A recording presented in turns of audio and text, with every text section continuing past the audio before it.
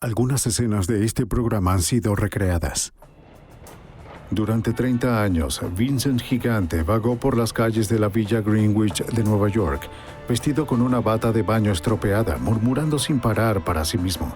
El FBI creía que él era el jefe de la organización mafiosa más poderosa de Nueva York, la familia Genovese. Gigante estaba loco, su comportamiento era un intento astuto para ocultar su posición como un despiadado jefe de la mafia. Esa pregunta tomaría años para responderla. La evidencia se acumula, no tienen sospechosos evidentes. El centro de comercio es bombardeado. Ted Kaczynski es arrestado.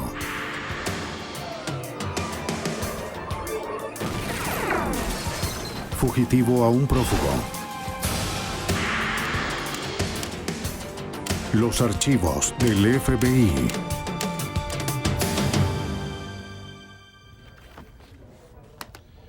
Cada familia tiene excentricidad, incluso la de criminales. El jefe criminal Vincent Gigante, líder de la familia Genovese de Nueva York, fue sin duda excéntrico. La pregunta se mantenía. ¿De verdad estaba loco? La justicia se basó en la respuesta. Por fuera, vagaba por las calles como un anciano obstinado, apenas en contacto con la realidad. Pero a los ojos de la ley, era un conspirador astuto y responsable por asesinato. Soy James Carstrom, exdirector de la oficina del FBI en Nueva York. Se requiere de esfuerzo para resolver el crimen organizado. El FBI está dedicado a descifrarlo. El caso en contra de Gigante dependía de su habilidad para enfrentar el juicio. ¿Fue su extraño comportamiento un acto de locura o de una jugada ingeniosa? El loco, don Vincent Gigante. Cualquiera que haya visto Los delirios de Gigante encontraría difícil de creer que él controló la más grande y lucrativa familia de mafia de Nueva York. Una organización con una larga y sangrienta historia. Los orígenes de la mafia se remontan a la sociedad feudal siciliana del siglo XIII. Bandas de las familias sicilianas se organizaban entre ellas para rebelarse en contra de los despiadados y represivos invasores franceses. Mafia, las siglas del italiano Morta alla Francie Italianella, que se traduce como la muerte de los franceses es el grito de Italia, se convirtió en el nombre que estas familias organizadas usaron para referirse a ellos mismos. Su significado es sinónimo de hombres de honor. Para el siglo XIX, la mafia volvió a surgir en Sicilia como una cultura criminal pura, contratando en su mayoría a terratenientes millonarios para oprimir a los agricultores recién llegados. El crimen de la mafia seguía creciendo, enfocada en cómo generar ganancias ilegales. La tradición continuó con las olas de italianos migrando a Nueva York en la década de 1920. La mayoría de los inmigrantes vivía en condiciones agobiantes y de pobreza. Como resultado de las crecientes tensiones étnicas, los italoamericanos se convirtieron en el objetivo de un resentimiento que crecía. Necesitaban cada vez más de la protección de la mafia. Luis Chiliro, un italoamericano de tercera generación, es el líder de la oficina de campo del FBI en Nueva York, un veterano de 23 años, experto en la mafia y su estructura compleja. Cuando comenzó a hacerse habitual en Nueva York, victimizó a los miembros de la comunidad de emigrantes la parte baja de Manhattan. Se convirtieron en víctimas de extorsión y fraudes de protección. Y así es como empezaron las familias de Cosa Nostra. Con la prohibición, la influencia de las familias del crimen creció en los vecindarios aislados y comenzó a esparcirse por la nación. Una nueva forma de cooperación criminal surgió. Varias familias del crimen alrededor de América se unieron para proveer alcohol ilegal a un país dispuesto a pagarlo. Creo que más que nada le dio a las familias italianas de la Cosa Nostra un punto de apoyo en la sociedad estadounidense, no solo desde el punto de vista organizacional, sino desde una base financiera. Desde la prohibición, sin duda, se expandieron a otras zonas. Operar fuera de la ley significó que la mafia controlaba a la policía. Para una organización motivada por el interés propio y la codicia, siempre habrá conflicto y oposición. Se organizó un grupo de asesinos de élite para hacer cumplir las reglas de la mafia y garantizar así su supervivencia. Este grupo de mafiosos fue conocido como Murder Inc. A principios de los años 40, Murder Inc. sería responsable de cientos de asesinatos relacionados con la mafia en todo el país. Los poderosos jefes de Nueva York, durante los primeros años de la mafia, Lucky Luciano y Frank Costello, organizaron una institución gobernante para la mafia, responsable de delegar territorios y responsabilidades entre las diversas pandillas de todo el país. Hogar de las 5 familias más grandes de Estados Unidos, Nueva York permaneció siendo el centro de expansión de la mafia en América. Lo sigue siendo hasta el día de hoy. Las 5 familias de Nueva York están compuestas por la familia Gambino, la Bonanno, la Lucchese, la Colombo y la familia Genovese. Cada una de estas familias también son miembros de la comisión y tienen su base en la ciudad de Nueva York. La comisión, compuesta por los jefes de las 5 familias de Nueva York, actúan como una junta directiva criminal, solucionando conflictos entre las familias y tomando decisiones importantes sobre negocios de la mafia. Cada familia está gobernada por su administrador, formada por el jefe, el segundo al mando y el consejero o abogado, quienes son responsables de dirigir las actividades criminales de las familias. Debajo de la administración, en la jerarquía familiar, están los capitanes. Los capitanes son los líderes de los equipos de los soldados, los hombres responsables de llevar a cabo las actividades criminales día a día. Para ser un soldado, conocido como sabio o gángster, una persona primero tiene que ser introducida o presentado oficialmente en la sociedad secreta. Debe obedecer a ciegas las reglas de la Cosa Nostra, en italiano nuestra mafia. Jurar poner primero a la familia que a todo lo demás. Si le piden que asesine, debe hacerlo sin cuestionarlo. Fue en ese contexto, una comunidad ajetreada con una creciente influencia de la Cosa Nostra, que Vincent Gigante creció.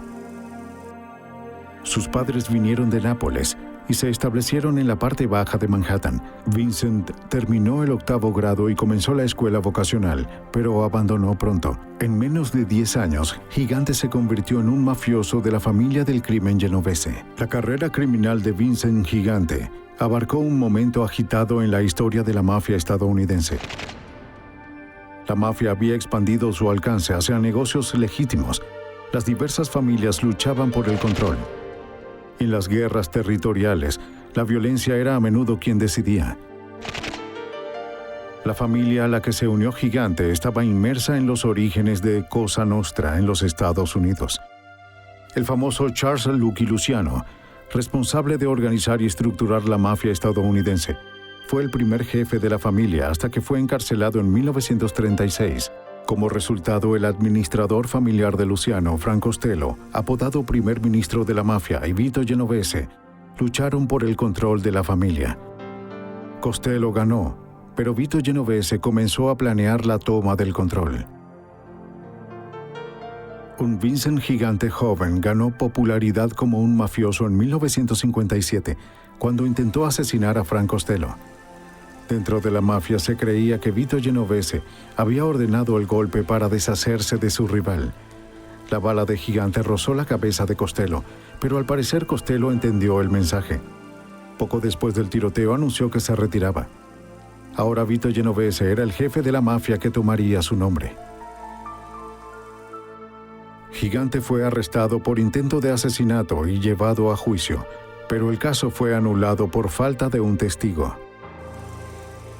La ubicación y el ángulo de la herida de Costello indicaron que tal vez vio al posible asesino, pero en el juicio falló en identificar a Gigante como el tirador.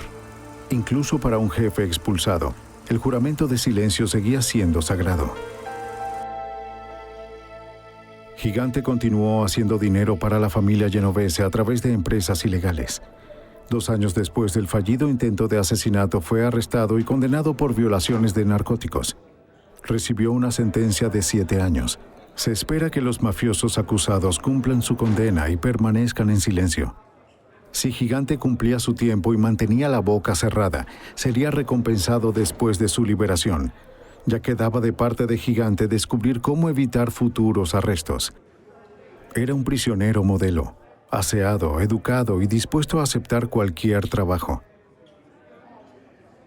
La cooperación de Gigante fue tan impresionante que algunos oficiales de prisión escribieron informes sorprendentes.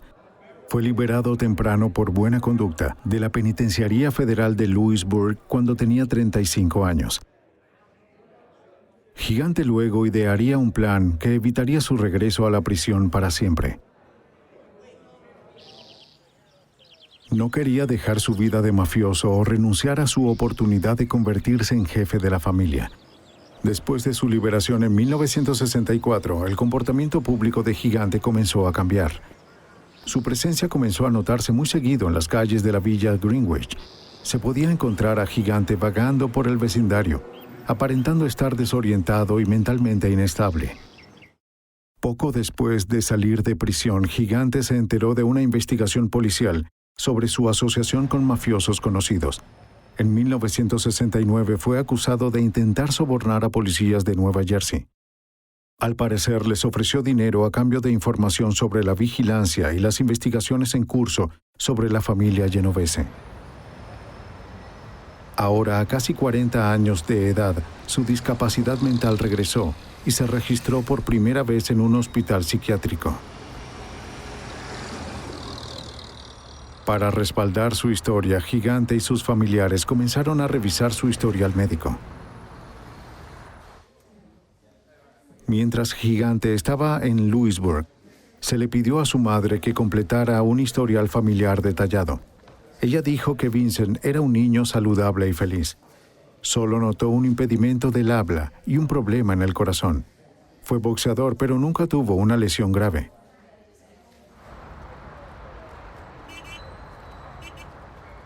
Sin embargo, en el momento de la acusación en 1969, los abogados de Gigante afirmaron que él no era capaz de enfrentar un juicio.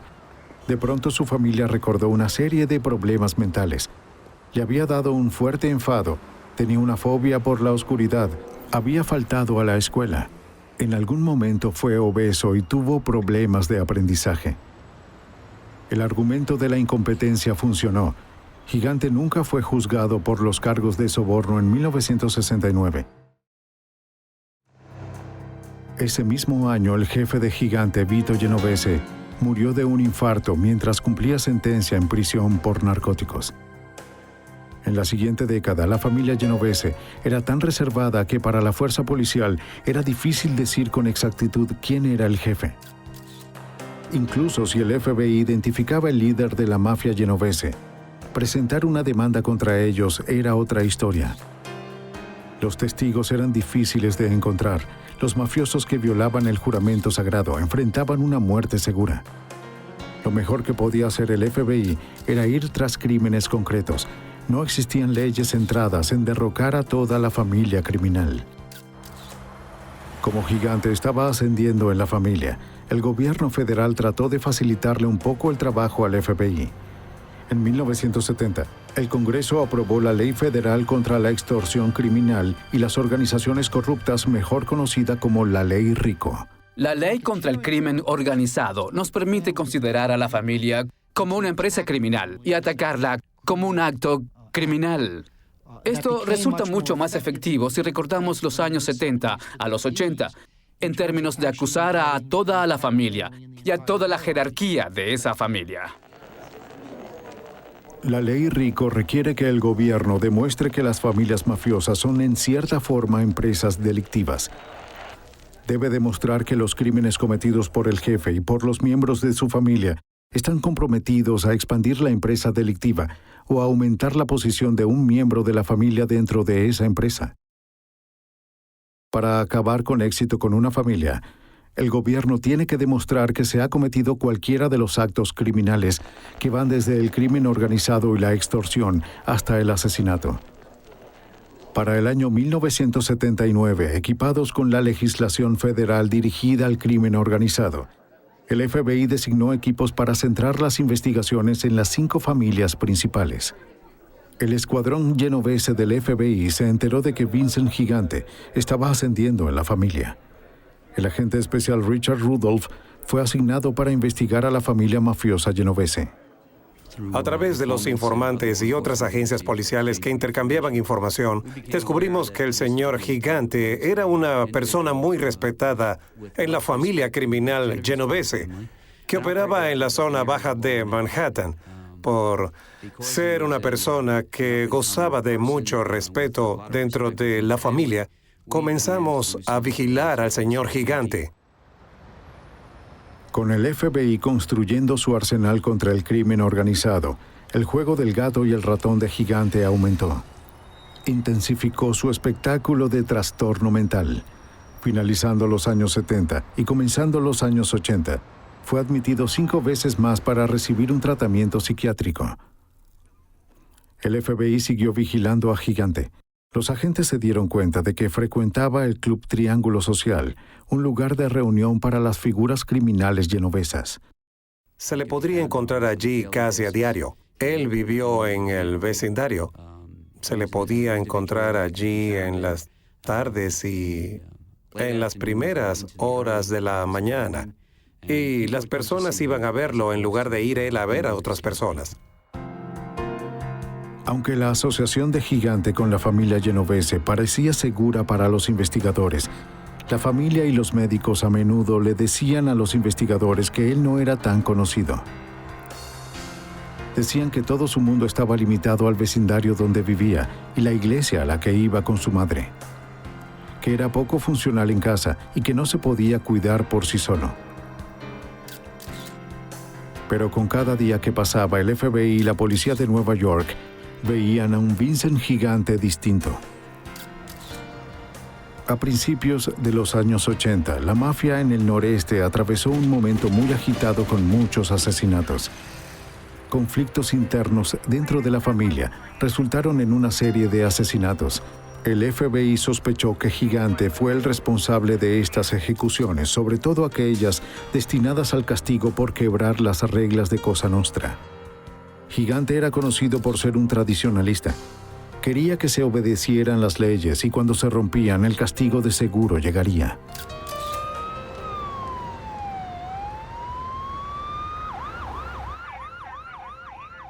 Comenzó con el asesinato del jefe mafioso en Filadelfia, Angelo Bruno. Aunque la familia de Bruno estaba en las afueras de Nueva York, todas las familias respondían a los miembros de la comisión. Gigante estaba enojado porque Bruno había sido asesinado por su propio hombre en una toma por el control de la familia. La regla de Cosa Nostra había sido infringida. Nadie podía matar a un jefe a menos que la comisión lo sancione, y rara vez lo hacían. Se rumoró que el propio Gigante inició una investigación sobre el asesinato de Bruno.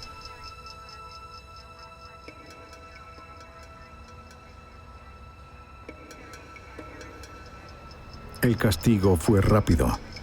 En menos de un mes, fue hallado muerto Tony Bananas Campónigro, identificado como uno de los asesinos de Bruno. Le dispararon 15 veces y lo apuñalaron en la espalda. Metieron su cuerpo en un maletero y había billetes de $20 alrededor de él. Un mensaje claro de que fue asesinado por su ambición.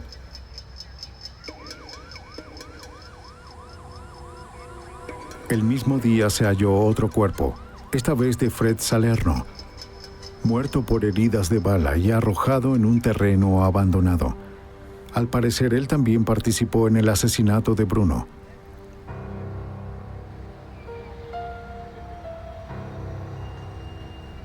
Phil Testa tomó el lugar de Angelo Bruno como jefe. Su reinado fue corto.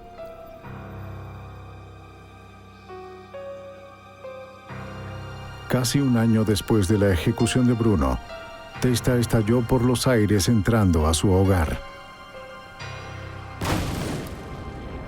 Otro jefe muerto sin la aprobación de la comisión. Otro acto vengativo vendría. Hallaron muerto a Rocco Marinucci, con fuegos artificiales metidos en su boca. Un gesto diseñado para mostrar que fue asesinado por la manera en que él había matado a Testa. ¡No! ¡No! Si la Cosa Nostra iba a prosperar, todos sus miembros debían cumplir con sus reglas. No había excepciones. Se pensaba que Gigante había ordenado el asesinato de uno de los miembros de su propia familia criminal, El soldado de Genovese, Jerry Papa, había asesinado a 2 miembros de la familia Colombo sin autorización. Como castigo por su acto no autorizado, fue disparado de manera brutal y asesinado por miembros de su propia familia criminal. ¿Se convirtió Gigante en el sicario del noreste de la Cosa Nostra? Los informantes dentro de la mafia le dijeron a los agentes federales que todas esas muertes fueron ordenadas por Gigante. Pero la información proporcionada por los criminales siempre es un problema para posibles jurados. Los criminales dirán lo que sea si su cooperación puede ser negociada por una reducción en la condena de cárcel. El FBI necesitaba más que las palabras de criminales buscando un trato. Gigante sabía esto y se protegió de forma apropiada. Parecía que ahora el jefe era Gigante. El FBI comenzó una vigilancia más enfocada en Gigante. Se enteraron que la familia Genovese también se había infiltrado en las grandes industrias de Nueva York, el comercio textil, de transporte, de recolección de basura, manejo de carga en aeropuertos y la industria de comida marina de la ciudad. Vincent Gigante era conocido en las calles como el Chin, una abreviación de Chincino, pequeño Vincent. Con temor a la vigilancia y a micrófonos del FBI, los familiares no tenían permiso de decir su nombre. Debían referirse a él con gestos con las manos, tocando sus mentones para comunicar su apodo. Derrocar al Chin iba a tomarle todo el conocimiento posible al FBI. Tendrían que crear su propia suerte. Como un miembro de la vigilancia observó un día, apareció una fisura en la artimaña de Chin. El hombre frágil fue ayudado a cruzar la calle transitada. Y cuando el tránsito se volvió peligroso, de repente se animó corriendo hacia lo seguro. De alguna manera, su incapacidad regresó del otro lado de la calle.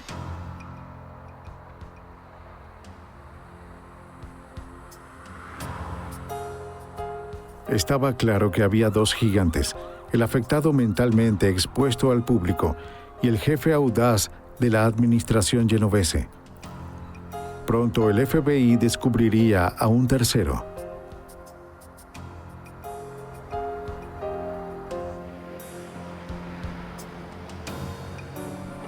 La ex esposa de Gigante y sus 5 hijos vivían en Nueva Jersey, mientras mantenía una relación con su antigua compañera Olympia Espósito. Por lo general la visitaba a medianoche, luciendo muy apuesto antes de darse cuenta de que lo estaban vigilando. Nos enteramos de que a menudo visitaba una casa ubicada en la calle 77 al este de Manhattan, donde luego descubrimos que vivía con su amante, que era la mujer con la que ya había estado casado antes. En esta residencia estaba su segunda familia. Pronto el FBI supo de todas las salidas de Chin. Esto les dio una oportunidad a los equipos de vigilancia para observar a Gigante sin que él lo supiera.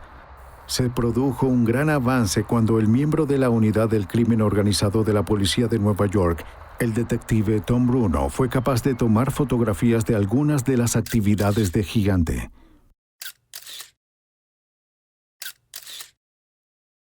En 1984 fui asignado a unirme a la unidad del crimen organizado. Esta unidad consistía en agentes del FBI y detectives de la policía de la ciudad de Nueva York. Fuimos asignados a investigar a la familia mafiosa genovesa. Después, el próximo paso era ir a las calles de Sullivan, donde vivía Gigante. Su departamento estaba encima de una tienda de mascotas, una supuesta tienda de mascotas, y tenía un club social en la cuadra. Cuando pasabas por el club social, verías varias personas que aparecían en las fotos y las verías entrando al club y a veces cruzando la calle yendo a la tienda de mascotas, que era en donde creíamos que Sheen conocía a las personas. La tienda de mascotas nunca tuvo ninguna clase de negocio que pudiéramos observar. Tenía una pequeña caja de gato en la ventana y eso era todo.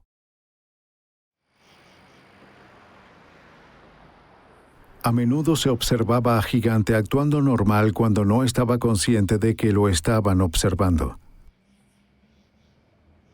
Veo a Chin Gigante y veo a Andrew Gigante, quien es su hijo, salir de su residencia. Y solo estoy caminando por la cuadra. Andrew se va para entrar en su auto y Chin está parado en la esquina. No lo ayudaron a salir de su edificio y estaba de pie en la esquina. Andrew entra en su auto y se va. Mientras se va, hay un auto que sube por la calle Sullivan. Toca la bocina Chin Gigante. Oye, ¿por qué la prisa? Y al hacerlo, me descubre en el área. Se voltea, me mira y de repente baja la cabeza y actúa como enfermo.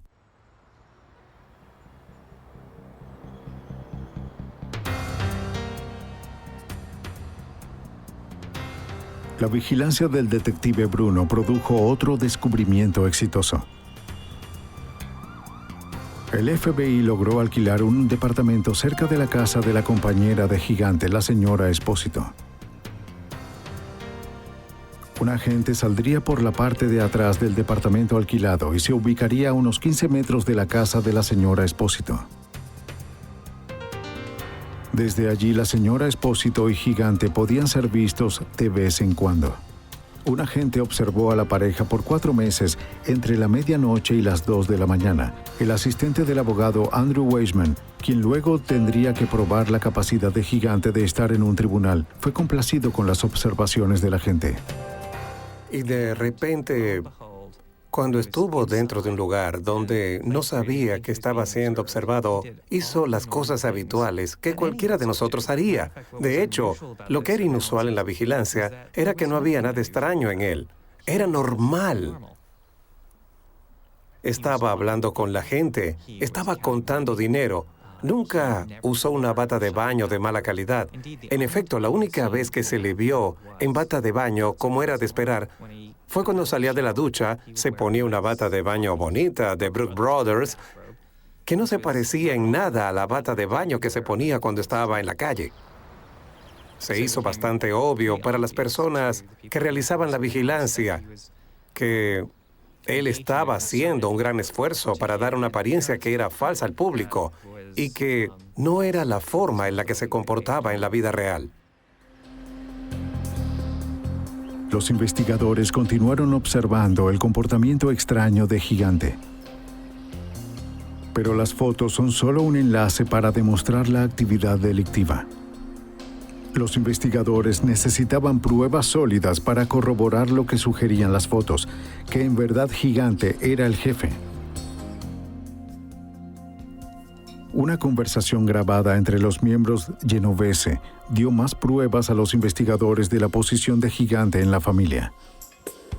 En las cintas, miembros conocidos de Genovese se quejaban de Chin.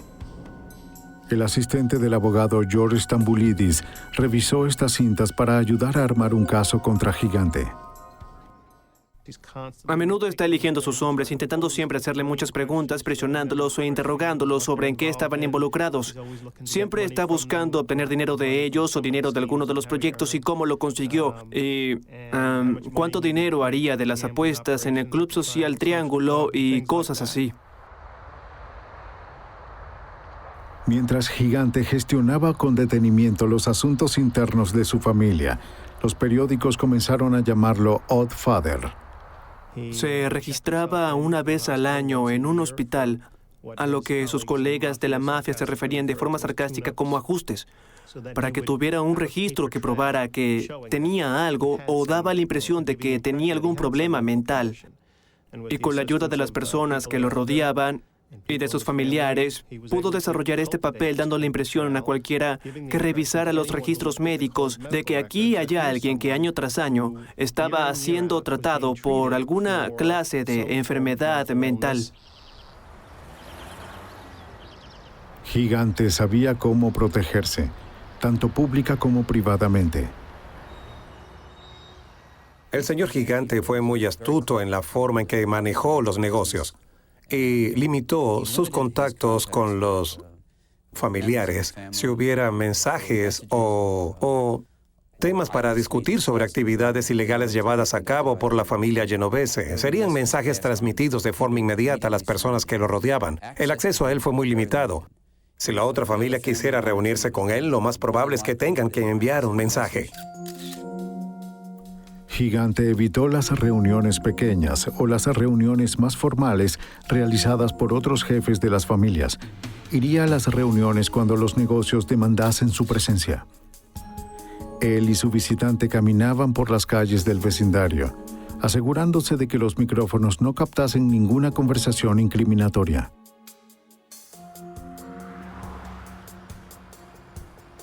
El siempre cuidadoso Gigante también sospechaba que el teléfono de la señora Espósito estaba intervenido, y lo estaba. Nunca habló de negocios por teléfono. Usaría un teléfono público o haría arreglos para hablar en otro lugar. El FBI no podía usar las propias palabras de Chin para presentar un caso en su contra.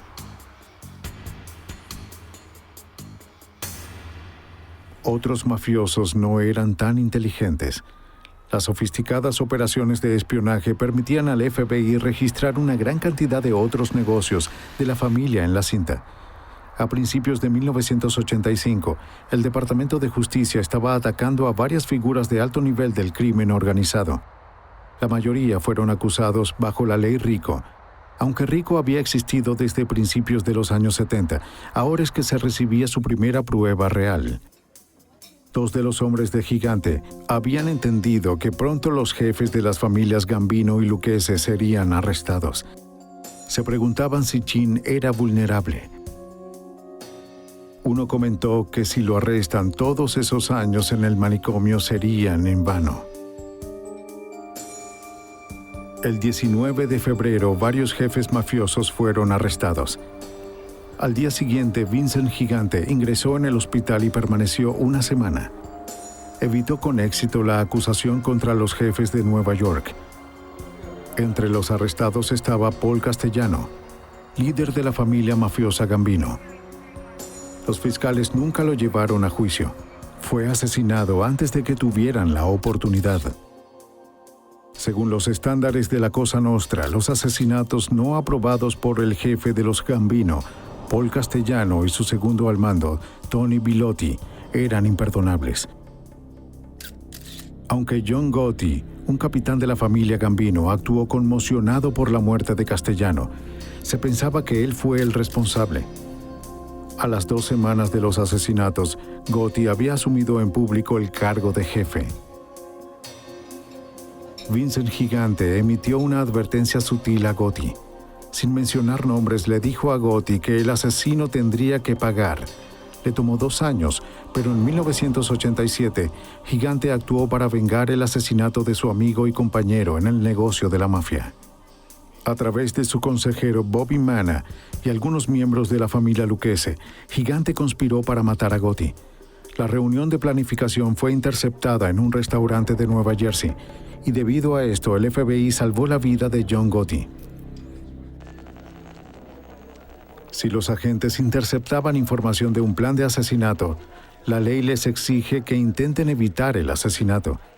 Entonces, según la cinta, los agentes advirtieron a Gotti. Siguiendo la advertencia del FBI, John Gotti cambió sus planes el día del asesinato. Como no estuvo donde lo esperaban, el plan de asesinarlo falló. Sin embargo, Gigante no se dio por vencido. Le pidió a Vic Amuso, jefe interno de la familia Lucchese, que supervisara otro golpe. Dependía de Amuso y sus hombres resolver los detalles. Esa idea fue para que Amuso se pusiera en contacto con Aldearco, uno de sus hombres de más confianza, así como Manna fue de los hombres de confianza de Gigante, y que De Arco use sus contactos en otras partes del país para adquirir una bomba a control remoto. Pero Gotti fue arrestado y encarcelado antes de que el segundo complot se llevase a cabo. Murió de cáncer cumpliendo una cadena perpetua por extorsión y amenazas de violencia, más el asesinato, incluyendo el de Castellano. Mientras tanto, el FBI tenía a los hombres de Chin grabados conspirando el asesinato. A medida que continuaba la investigación del FBI sobre las operaciones de la familia Genovese, se reveló información sobre un proyecto de construcción. Se enteraron de que durante años, gran parte de los ingresos de la familia Genovese provenían de una parte de la industria de la construcción, el negocio de las ventanas. La familia había logrado mantener su control en trabajos de reemplazo de ventanas para todos los proyectos de vivienda pública en la ciudad de Nueva York. En ese momento, nos enteramos de que se estaba invirtiendo una cantidad enorme de dinero en la restauración del Departamento de Vivienda de la ciudad de Nueva York, en el arreglo y en la restauración de algunas de las ventanas. Y el tiempo para esto fue ideal para que las personas del crimen organizado se volvieran más activas en él. Lo que aprendimos fue que la familia Genovese, junto con otras 2 o 3 familias, se estaban involucrando en compañías que estaban subastando e instalando las ventanas en algunos de estos proyectos. A finales de 1970 hasta finales de 1980, la ciudad de Nueva York otorgó alrededor de $190 millones en contratos para la industria de reemplazo de ventanas. Era el típico asunto de la mafia y un ejemplo perfecto del crimen organizado.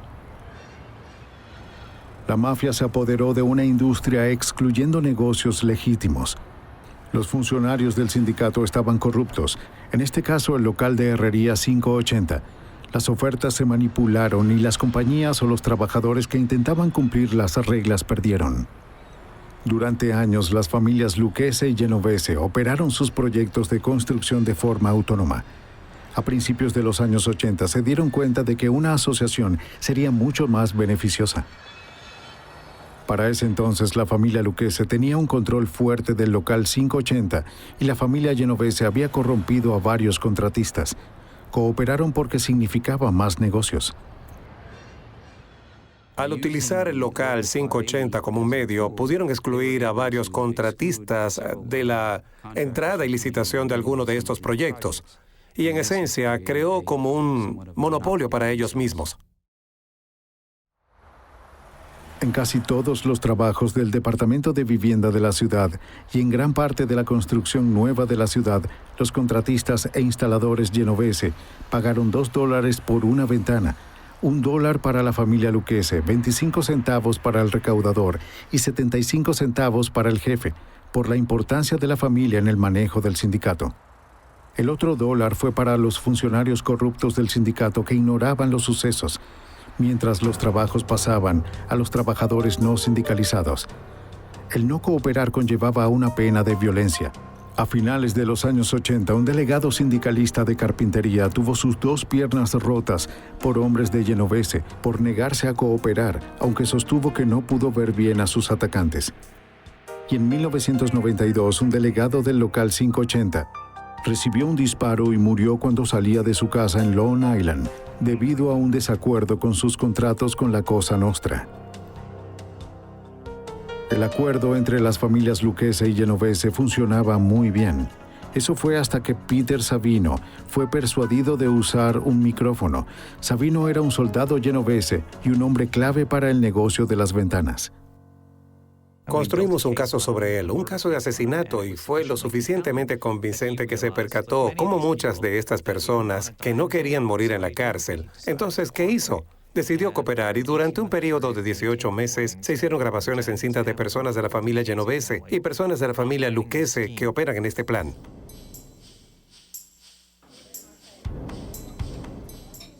Vincent Gigante no se dio cuenta de que Peter Savino lo estaba traicionando. Estaba contento con el trabajo de Savino y complacido con la progresión del plan de las ventanas.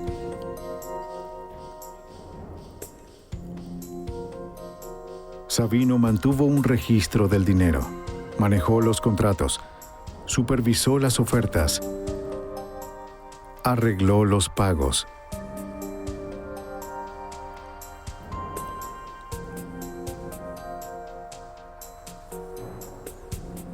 El jefe estaba feliz, pero algunos familiares genoveses comenzaron a sospechar de Savino. Cuando se encontraron cuerpos en el sótano de uno de los edificios que le pertenecía, miembros genoveses se sorprendieron de que nunca fuera investigado por la policía. Como resultado, las personas especularon. Sabino no fue arrestado. Sin embargo, estos cuerpos fueron hallados en un edificio que está ligado a él. Tal vez estaba cooperando, pero nadie estaba seguro. Sabino era una caja de efectivo para Vincent Gigante. Traía cientos de miles de dólares para la familia Genovese todos los meses. Cuando Gigante recibió la noticia de la traición de Sabino, decidió no creerlo y se rehusó al principio de ordenar su muerte. Sabino continuó usando el micrófono, intentando que otros familiares reconocieran a Chin como jefe de la familia. Sin embargo, las tropas de Gigante nunca podrían ser persuadidas de romper la regla del jefe de no mencionar su nombre. Recuerda a Unicel. De acuerdo. Vincent dijo que cuando llegue el momento No de... lo menciones. Está bien, no lo haré. Él dijo que saliera y ofreciera el trabajo. No menciones ese nombre. ¿Cómo puedes hablar así? Eso fue muy incriminatorio. A pesar de no haber dado un crimen en específico, dio a entender que era un hombre temible, no era alguien incompetente. Poco después, llamó la atención de Gigante que Sabino estaba cooperando. Enojado por esta traición, Gigante ordenó el asesinato de Peter Sabino. En ese momento, el FBI había reubicado a Sabino fuera del alcance de la familia Genovese, pero no antes de proporcionarles a los agentes miles de horas de conversaciones grabadas.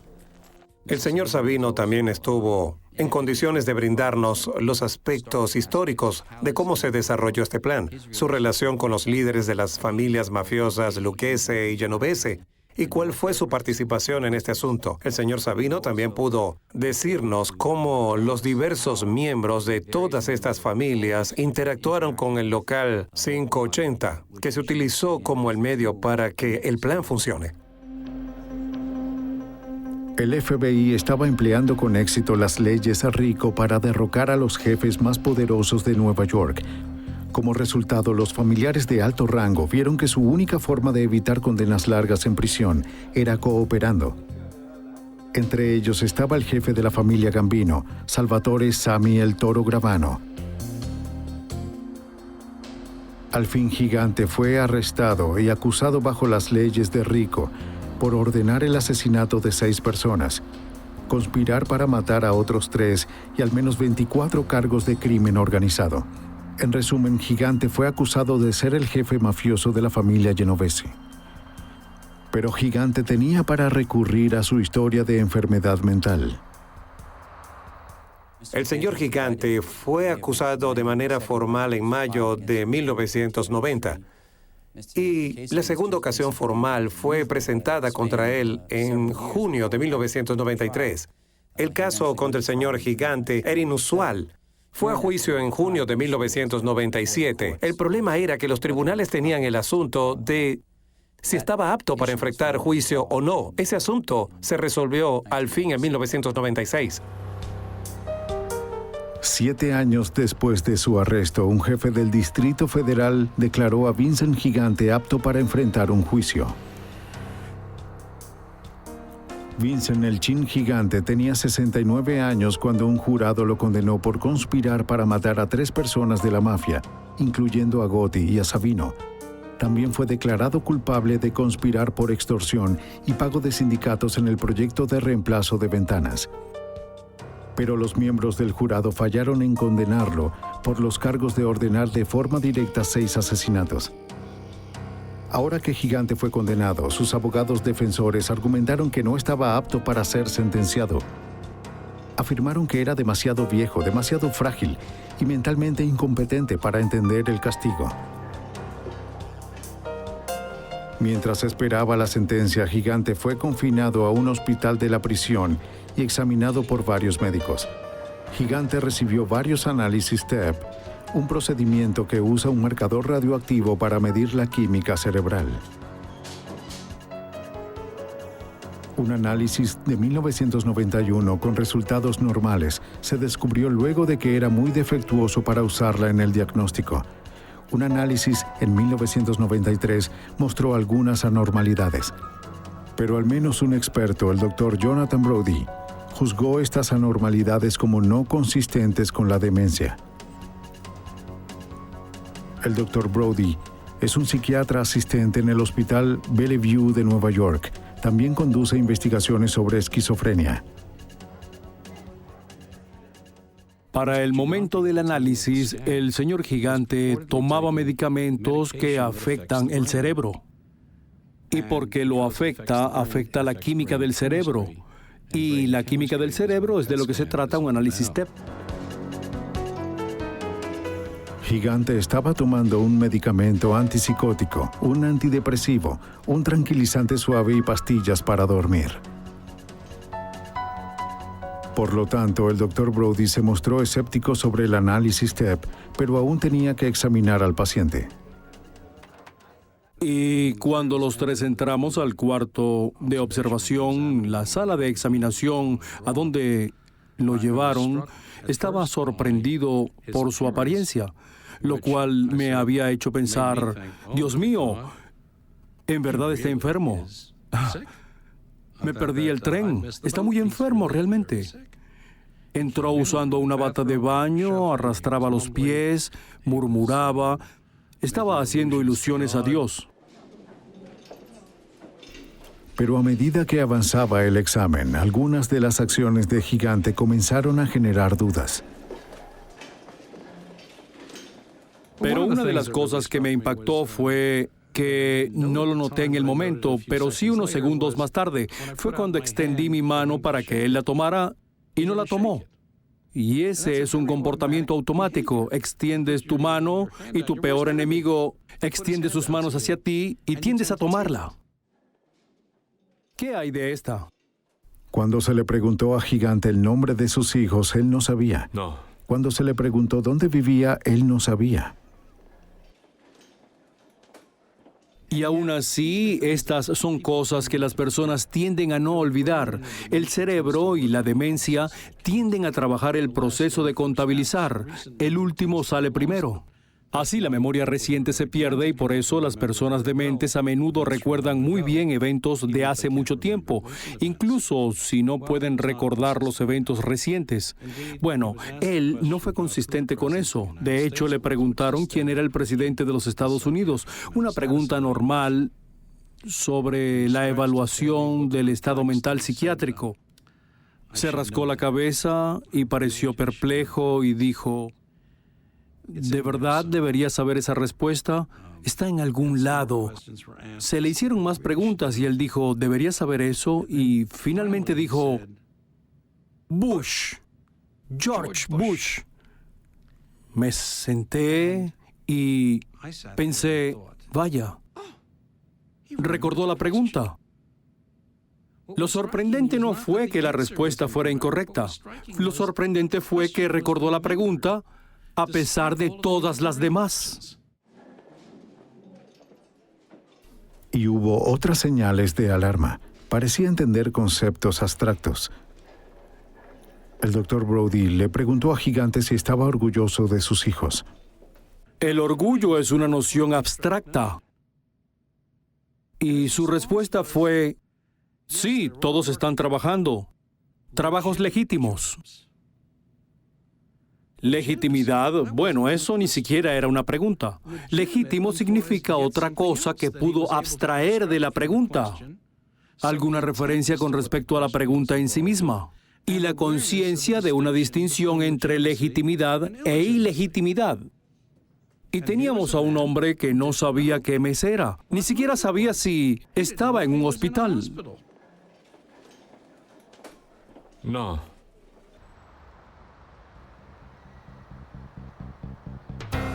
Estas y otras inconsistencias contribuyeron a la conclusión del Dr. Brody que Gigante no sufría de demencia progresiva ni demencia vascular o esquizofrenia.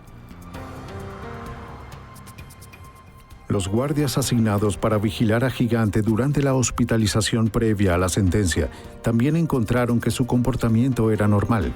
Testificaron que estaba activo alrededor de su celda en el hospital de la prisión y era educado con el personal del hospital.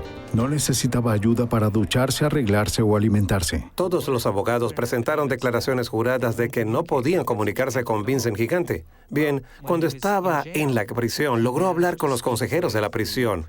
Al comenzar a hablar con esta clase de personas de bajo nivel que tienen que cuidar a los reclusos día tras día, resulta que sabía con exactitud lo que había sucedido. Sabía que había sido enjuiciado, que Gravano había testificado en su contra y que no tenía cosas buenas que decir sobre él. Sabía que su sentencia se acercaba. ¿Y cuál era el problema ante el juez Weinstein en cuanto a que decidiera que era apto para ser sentenciado? Estaba en completo desacuerdo con lo que sus abogados le decían al juez Weinstein. Algunos psiquiatras pensaban que en verdad era incompetente. Otros que estaba fingiendo. 5 meses y docenas de pruebas después, el juez dictaminó.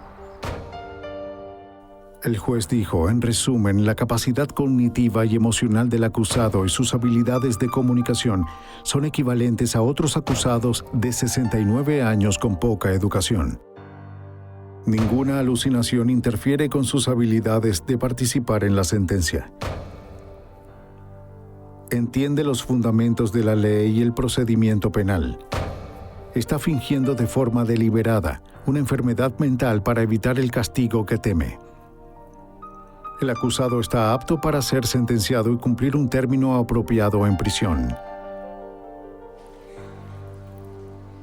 Shiliro describió los esfuerzos del FBI y de 2 fiscales como históricos y valientes. Esta ha sido una lucha en la que he estado involucrado durante los últimos 20 años. Y creo que los agentes continuarán así durante los próximos 5 o 6 años. Si se pueden mantener los esfuerzos y los recursos, creo que estaremos cerca de reducir los efectos y el impacto de la Cosa Nostra. Sin duda, la victoria legal del gobierno en el caso de Gigante es parcial.